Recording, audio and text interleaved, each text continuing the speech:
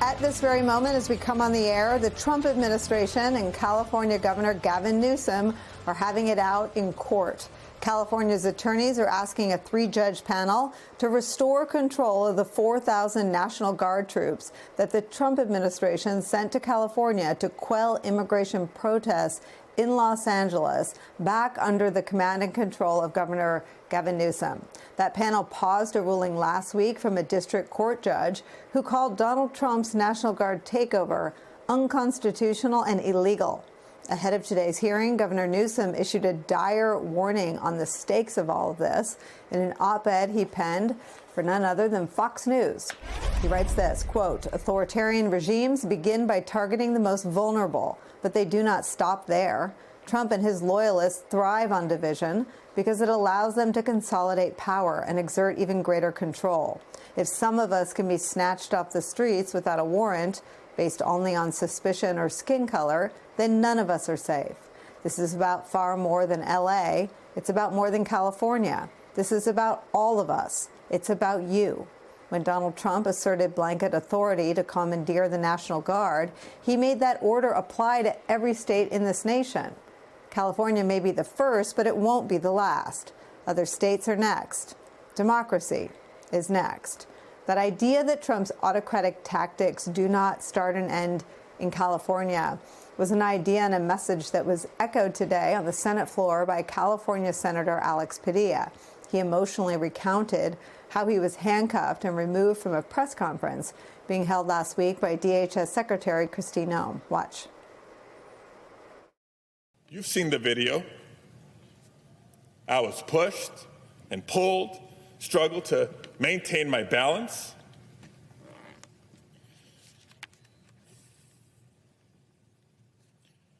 I was forced to the ground. First on my knees, and then flat on my chest.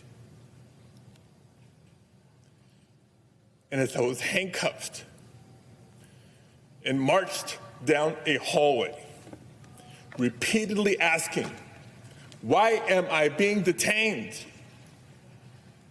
Not once did they tell me why. I pray you never have a moment like this. If what you saw happen can happen when the cameras are on, imagine not only what can happen, but what is happening in so many places where there are no cameras. What's happening is not just a threat to California, it's a threat to everyone in every state. Just as Senator Padilla was sharing that firsthand account in such emotional and stark terms on the floor of the Senate and asking the question, if it could happen with the cameras on, if it could happen to me, to whom else is it happening? We got our answer in another dramatic confrontation between Trump's immigration officials and a Democratic official opposing Trump's policies as it played out. It played out when ICE agents arrested New York City mayoral candidate and the city's current comptroller, Brad Lander, inside of an immigration court.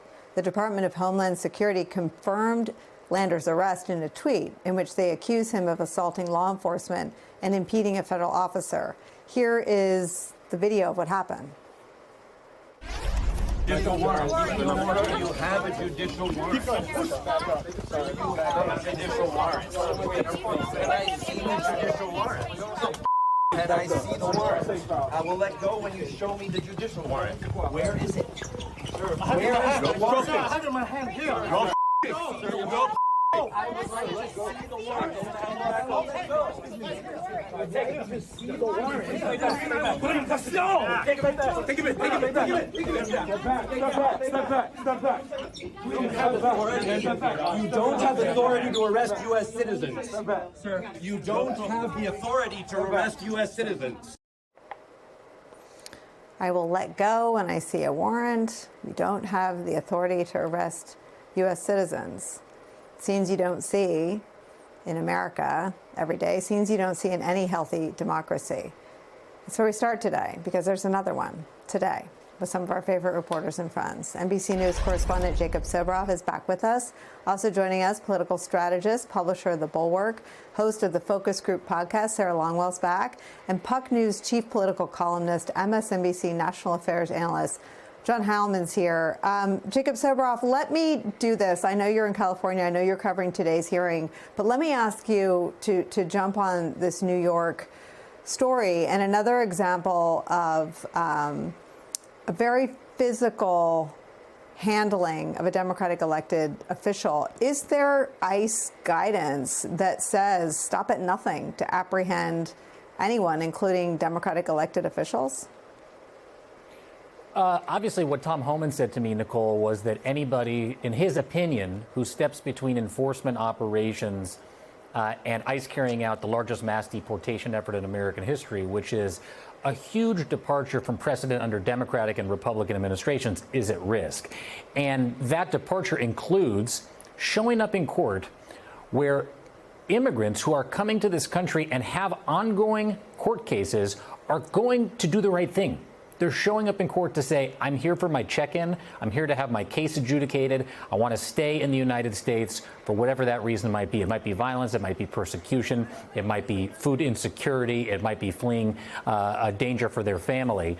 And the idea that in court right now, where this situation played out in New York City, ICE agents are showing up in the hallways targeting immigrants trying to go through the process as they should is the departure here.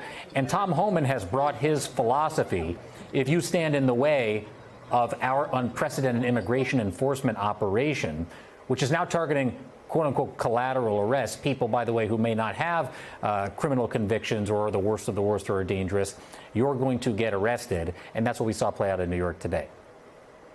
What's interesting, Jacob, and you had the first interview with Senator Padilla, is that while the American people rejected what they saw, it was not popular, they've doubled down. They, ICE or Trump or whomever is calling the shots, like the optics of manhandling a Democratic elected official at Kristi Noem's press conference. There have been some reporting that perhaps that wasn't necessarily something everybody was comfortable with, but clearly they were. Remember what she said at the press conference, which I think gets lost in the takedown of Senator Padilla, who himself is the son of Mexican immigrants, by the way, everybody should remember, and is a historic elected official here in the city of Los Angeles and in the state of California as the first Latino senator, first Latino president of the city council here in Los Angeles. Kristi Noem said she was coming to L.A. to liberate the city from the socialists. It wasn't to crack down on the most violent criminal offenders who entered the country without authorization.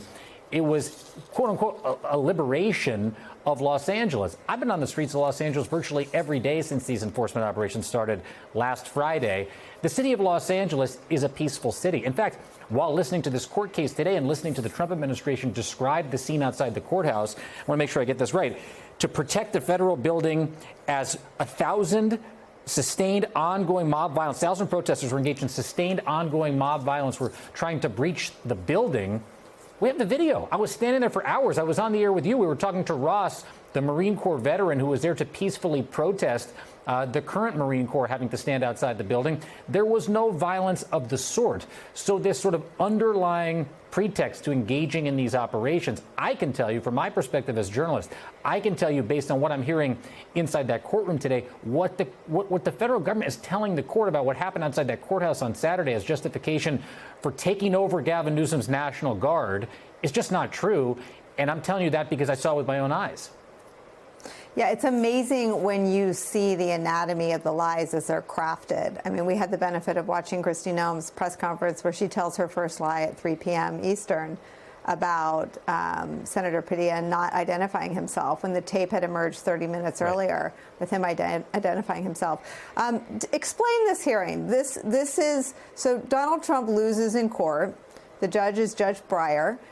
He rules against Donald Trump and in favor of the state of California. What is today's hearing? How is it going? And what happens next? Yeah, that's exactly right. So the case, the governor's office and the Attorney General of California, Rob Bonta, first took this case to the Northern District of California to Judge Breyer, who seemed to indicate he was going to, side on the side of the government. The government's argument, and Gavin Newsom previewed this when he and I talked live on Sunday night, 2 Sundays ago on MSNBC, sort of at the height of the ICE operations getting underway. He said that the federal government had usurped his authority. He said specifically they never coordinated with the governor of the state, which under statute, the state is arguing, even if the president of the United States wanted to engage in this unprecedented takeover, usurpation of the authority of the governor, taking 4,000 National Guard troops and putting them under federal authority, the federalization of the National Guard, which, by the way, is taking away National Guard troops, 3/4 of the rattlesnake teams that are mitigating potential fire danger at the height of wildfire season in California, and taking counter-narcotic officers, National Guard troops that were part of task force at the border going after drug cartels off of their duty to bring them to the streets of California. Governor Newsom's argument is that is against, even though there's Title 10 of the U.S. Code, and that's what they're exercising here, it requires you to coordinate with the governor's office, and you did nothing of the sort. And so that's the crux of the argument here, which is there is no authority for the president to do this. He didn't do it in the right way, even if he wanted to try to attempt to do this in the right way. And so now it's time for you to return jurisdiction over those National Guard troops to me, Gavin Newsom, the governor of California, so I can put them actually to good use for my state. And it's me who knows what our state needs. Our local elected officials know what our state needs. And the mayor of Los Angeles doesn't want those troops there better than you, Mr. President.